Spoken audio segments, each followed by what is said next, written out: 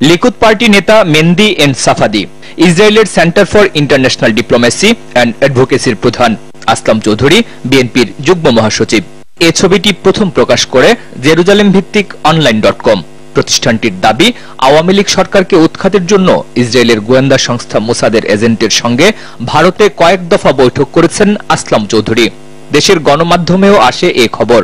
মঙ্গলবার একই অভিযোগ করেন পররাষ্ট্র প্রতিমন্ত্রী শাহরিয়ার আলম। তারা ইসরায়েলি গোয়েন্দা সংস্থাকে ব্যবহার করে বাংলাদেশকে একটি ফ্যানাটিক মুসলিম কান্ট্রি হিসেবে উপস্থাপন করে নানাভাবে চেষ্টা করেও আসলাম চৌধুরীর বক্তব্য পাওয়া যায়নি।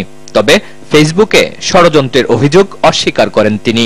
যদি আমাদের দলের ফিলোসফির কথা কেউ জিজ্ঞেস করে, আমরা তো কথাগুলো বলি, তো এক্ষেত্রে এটাতে আমি মনে করি না যে কোনো ষড়যন্ত্রের উৎখাতের সাথে ষড়যন্ত্র। তবে দলের দায়িত্বশীল নেতারা বলছেন, সবকিছুই বিএনপিকে চাপে ফেলার বাড়তি কৌশল। ইহুদি রাষ্ট্রকে বিএনপির সাথে জড়িয়ে তারা যে কাহিনী রচনা করছেন, আমি মনে করি এটা সরকারের আরেকটা অপচেষ্টা বিএনপিকে বদনাম করার জন্য। এটি একেবারে হাস্যকর। কোনো দায়িত্বশীল ব্যক্তি বা সংস্থা যোগাযোগ করলে রাজনৈতিক দলের শীর্ষ নেতৃবৃন্দের সাথে যোগাযোগ করে। প্রশ্ন ছিল, একসঙ্গে ছবি থাকার পরও সরকারের অভিযোগকে কেন ভিত্তিহীন মনে করছে বিএনপি?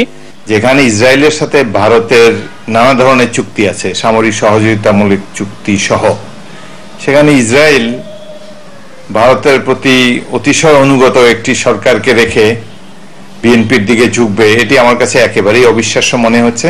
সরকারের বিভিন্ন খাতে যে দুঃশাসন, দুর্নীতি, এগুলো ঢাকবার জন্যই মূলত সরকার এই অপচেষ্টার প্রয়াস নিয়েছে, অন্য কিছু নয়।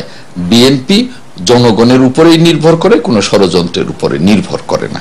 দলের সব নেতাদের দৃঢ় বিশ্বাস, গণতান্ত্রিক আন্দোলন দানা বেঁধে ওঠা ঠেকাতে সরকারের নীল নকশারই একটি অপচেষ্টা বিএনপি মোসাদ সম্পর্কের গুজব।